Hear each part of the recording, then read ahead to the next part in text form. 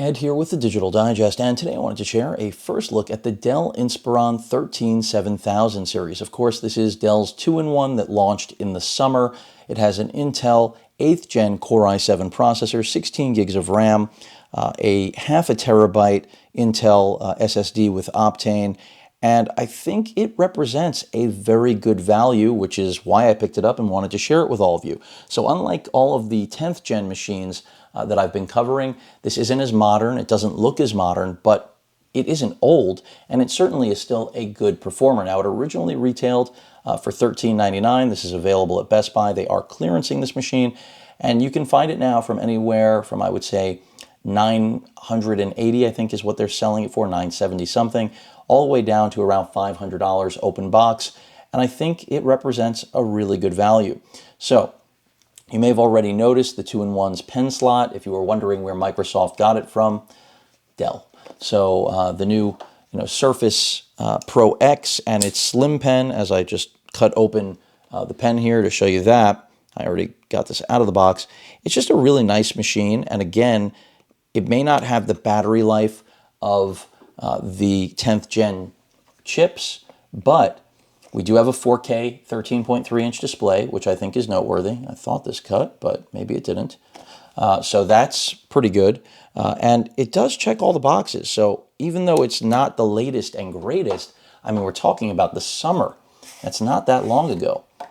There is the active pen, which I really happen to like that they did this. I don't know if we have I don't think the battery's already installed, but the fact that you can just pocket it right here, and it's magnetic, by the way, so it's grabbing it immediately, and then it will store it. So if I close it up, I'm not going to close it up right now, but if I flip it upside down, you can actually see the pen there exposed. It's just a nice design, and I used to love Dell. Those days are over for the most part, but this just represents a fantastic value if you're not looking to break the bank, if you're happy with what the 8th gen i7 is capable of, and I don't see why you wouldn't. It's still a very good processor. It just doesn't have the battery life and the niceties of these 10th gen laptops that have been rolling out from basically every manufacturer on the block.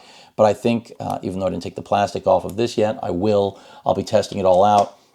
I think it's a really nice laptop for the money. I know that it gets criticized for its thermals, but the Inspiron line, unlike the XPS, it's built better than it ever was. I'm not saying the XPS is not built well, but that's what the XPS is sold as. They're top of the line. I think that the Inspiron, even though it doesn't have necessarily the glitz and the polish of the XPS, I think it represents a very, very good value if you're coming in under, obviously, retail. For $13.99, this wouldn't be a first pick. I wouldn't necessarily recommend it to any of you, but if you can find it on sale, you've got a fingerprint scanner. The keyboard is good. It's not as good as other laptops that I'm reviewing, but as far as 2-in-1s go, again, to have that 4K display, to have the versatility, and it's basically 3 pounds, a little bit over that. It's a well-built machine. The touchpad works as it should. So I see this as an overall, solid purchase, again, if you're going for value. And on the left side, we have a full-size HDMI port for output. We have a Type-C port here, which can also deliver video out. It's doubling as DisplayPort. This is not a Thunderbolt, or I don't believe it's a Thunderbolt port. I believe it's just traditional Type-C. A power port, which, yes, I'm not in love with, but it's not the end of the world if you can't charge with Type-C, even though, of course, the new version of this laptop, or at least the latest XPS 13, of course, is a different story. Micro SD card slot on the other side, headphone jack, and a Type-A USB 3 port. So I like this configuration. I like the color, a little bit of a fingerprint magnet, but not that bad. And again, I'm sharing this with all of you, at least my first look. I haven't actually started using it yet. Just cracked it open. I'm sharing it with you because I think this is a solid offering that has all the bells, all the whistles. I mean, it really is stacked in terms of what's inside this machine. The only thing it's missing, of course, is Intel's Wi-Fi 6 chipset, the additional battery life and performance of the 10th gen, the 1065 G7. Big drop off in the graphics performance because Iris Plus on the new 1065 G7 pretty much doubles the performance of the 620 that's in here, the integrated solution. But again, if you don't need bleeding edge, this is a great option. And it's still ultra portable, still is a 2-in-1 that I'm expecting good performance. It's N-trig based. And I like the fit and finish. So it's tough to go wrong with a machine like this at first glance. I will be testing it though, as I mentioned. I'll benchmark it. I'll put it through the paces, see what battery life is like, but I'm expecting decent performance. Again, not the same as the 10th gen, but it should be pretty close. And even though it doesn't have 2 Thunderbolt ports, this is still a powerful configuration. I mean, I think for most users out there, this is going to suffice. If you're a student, this is going to be more than enough for you. So I think it really is just, again, a nice machine, an affordable machine. And unlike days past, Dell has given us build quality that you wouldn't necessarily expect at a value price, a budget price. And the 2-in-1 functionality, I think a lot of people overlook it, think that it's overrated.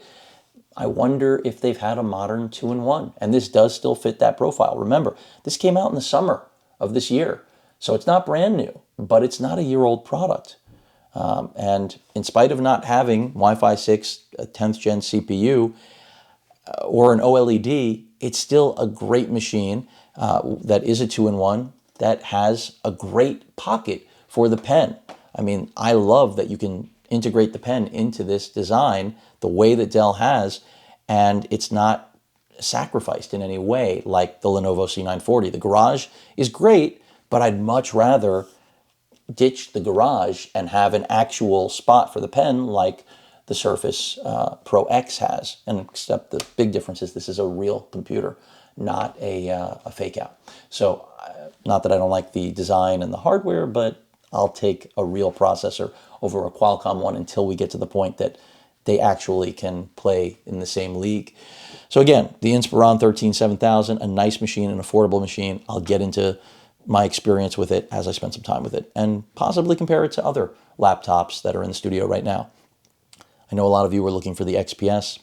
I don't think I'm going to pony up for that. It just doesn't seem like I'm going to in any way be swayed from the C940 or HP Spectre, especially with an offering like this. Even though it doesn't have the good looks, it's still a really nice machine, solid fit and finish. Any questions or comments, please feel free to post them, hit that like button, and as usual, please feel free to subscribe. Later.